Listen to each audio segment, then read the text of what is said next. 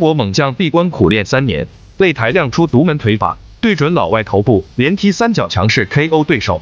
刚刚对准老外头部连踢三脚的选手，正是来自中国的小将王玉虎。他自幼便钻研中国传统功夫，并且还经常自创一些刁钻的打法。但自从王玉虎接触到散打之后，便一发不可收拾，甚至很多时候为了破解对手招式，都会选择闭关或者实战领悟。这一次更是直接闭关苦练3年，终于创造出一套诡异的腿法，直接将外国选手踹飞3米远。然而王玉虎这次的对手也是一位非常恐怖的搏击高手，他就是来自斯洛伐克的泰拳冠军马祖尔。此人打法非常凶猛，特别是在擂台之上，被很多国外粉丝称之为杀戮机器，击败了无数的外国名将，最后拿到了泰拳的冠军头衔。但马祖尔拿到冠军之后，他便嚣张认为自己可以称霸欧洲拳坛。此次嚣张来到中国挑战，就是为了羞辱中国功夫不堪一击。然而这件事被中国散打王刘海龙知道后，特意来到比赛现场，亲自给王玉虎加油助威。让我们看一下中国选手如何教训这个嚣张的外国拳王。比赛开始，双方先进行简单的试探后，来势汹汹的马祖尔率先发起攻击，利用灵活的步伐配合压迫式打法强势出击。反观王玉虎也不甘示弱，迅速通过散打战术快速反击。不过王玉虎的打法十分诡异，并且变化多端，甚至还有些刁钻。反观马祖尔多次尝试打进王玉虎的内围，都被散打出身的王玉虎轻松化解，这让马祖尔打得相当郁闷。不过大家也别小看马祖尔，他毕竟是一位欧洲泰拳冠军，实力绝对不可小觑。前王陈多利，而这个红方选手那个王玉虎是第一次他第一次来到这个昆仑决打这个自由搏击规则，因为他是专业的推广员，都打这个散打的。那么今天虽然是第一次来到我们昆仑决擂台当中，你看就看他这个开场和其他的选手有所不同。是的，不畏强手，不畏强手。我不知道你看是吧？打得很主动，这个王玉虎打得很主动，漂亮，拳也非常漂亮，非常漂亮。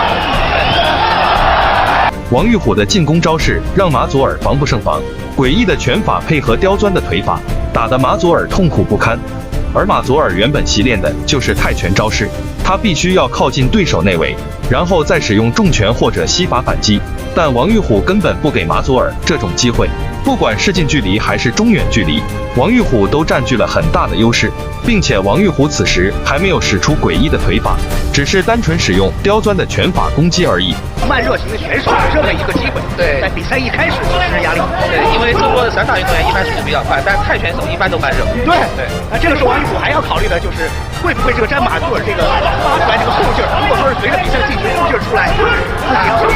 看马祖尔一贴身马上就气就上来了。他现在马祖尔现在实际上他现在这种贴身是一种消极的防守，不是主动的这种进攻的方式和态势。现在给人打懵了，他只有靠这种搂抱之后还有袭击。比赛是个扣点制，他是希望比赛更加激烈，双方更加主动。王玉虎以侧踹进行王玉虎今天打得非常漂亮，拳也很准。我看到詹马祖尔呢，自己所擅长的一些的组合呢，在王玉虎的面前有些发挥不出来。我所担心的是，现在这个红方选手这王玉虎的体能的分配，他毕竟是第一次打昆仑决，打这个每局3分钟要打3个回合。是的，他打锦标赛虽然是这个是得分制，但是那个2局可以说我知道前2局我赢了，第3局就不用打了。是的。那这样的话呢，擅长泰拳的詹马祖尔呢，如果说是随着比赛的进行，有着这种后发力的这种情况，对于王玉虎。第1回合结束后，我们从慢镜头回放中可以得出，身为泰拳冠军的马祖尔貌似没有取得任何的有效打击，并且还被王玉虎刁钻的拳法多次命中，这让他的体能急速下滑。幸好回合结束后还能稍作休息。比赛进行到第2回合，马祖尔貌似有些着急，一上来就对王玉虎展开了全面进攻，试图想用压迫式进攻找回之前所丢掉的面子。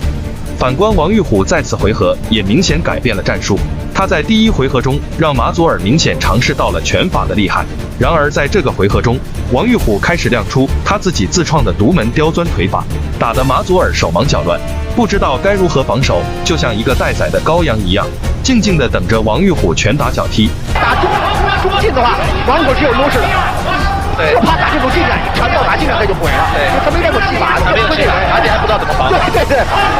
这场比赛练散打的，这场比赛詹马祖尔他的这种技战术跟他之前的比赛呢也有所调整。之前的比赛呢是跟安迪苏瓦呢是非常的像，就是以左右的平攻、击鼓勾拳、斜以踢倒踢。那这场比赛他冲着这个直线的拳法来。现在王玉虎在第二回合这种开局，我们没想到原因就是体能下降太明。第一回合被连续重创的马佐尔终于开始爆发，他开始不顾一切往前冲，试图用恐怖的拳法打进王玉虎内围。但王玉虎的拳法也不是吃素的，不但能压制对手的进攻，而且还能在对拼的过程中重创对手，使得马佐尔无计可施，只能奋力一搏勇往直前。然而就在这个时候，王玉虎立马使出诡异的腿法干扰，中远距离的拉扯又让马佐尔苦不堪言，打又打不到，跑又跑不掉，只能在那里被动挨打。所以还是要保持这个干马座这距离，干马座这个时候啊，重拳慢慢的显露出来了效果。常裁判庞洪超告诫这个王玉虎不要再搂抱，你再搂抱就对不了扣你分了。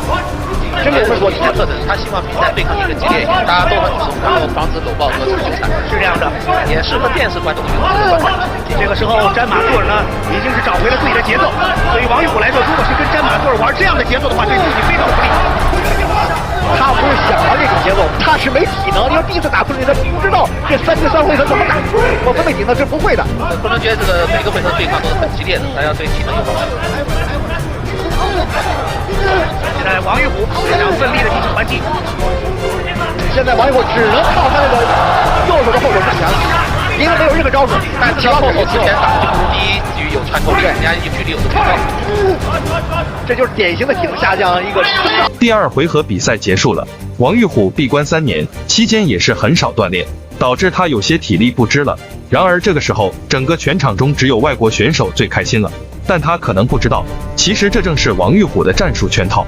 从第一回合的拳法佯攻到第二回合的体能不支，这就等于给了马佐尔一颗定心丸。比赛进行到第3回合，马佐尔明显中了王玉虎的圈套，一上来就对王玉虎展开凶猛的进攻。反观王玉虎则避其锋芒，不但不和气势汹汹的马佐尔正面硬刚，反而寻找对手出拳的机会，最后瞅准时机致命一击。但是马佐尔则步步紧逼，虎视眈眈地盯着王玉虎的脚步，试图利用恐怖的拳法将王玉虎一招 KO。的原因造成的就是体能下降，这是第二，他的拳指组合没有任何协调，是吧？不用甩，现在是。那这一点的话，就是像荷兰那些运动员啊之类的，我觉得他们体能是非常好，全部3个回合持续进攻。是的，刚刚是王玉虎连续2次的侧踹腿。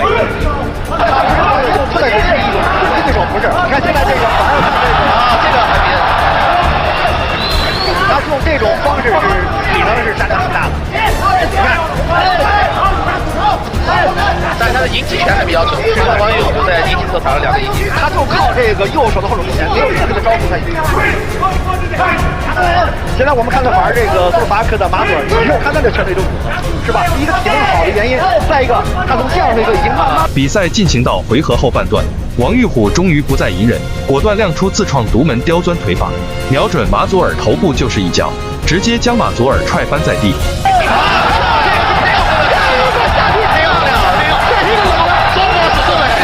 反观马佐尔这时也是非常蒙圈，他不敢相信王玉虎怎么还有力气反击，自己还莫名其妙拿到了一个倒地读秒的失误。被毒瞄起身后的马佐尔并没有着急放弃，继续采取勇猛的攻势逼近王玉虎内围，奈何王玉虎早就蓄势待发，一记强有力的侧踹腿瞄准马佐尔头部，直接将马佐尔踢飞3米远。如果说王玉虎第一次是因为侥幸，那么这一次应该能算实力了吧。被第2次读秒的马佐尔此时已经体力不支，身体更是摇摇晃晃，处境十分危险。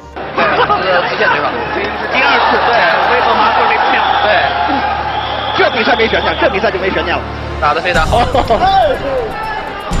2次强毒3分没了，对不对？就在2人的对峙中，王玉虎一记精准的侧踹腿，又一次将马佐尔踢翻在地。如果说前面2次都算运气，那么这一次绝对可以算是实力。而马佐尔这个时候心里肯定非常委屈，因为他自始至终都没想明白，王玉虎明明表现出体力不支，为什么还可以施展如此高难度动作？这让他心里充满了万分的不解。比赛结束后，最终王玉虎也是以 TKO 的方式赢得了本场比赛的胜利。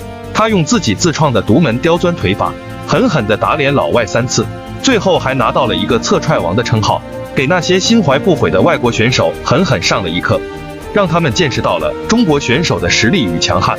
最后，让我们为王玉虎加油鼓励，感谢支持。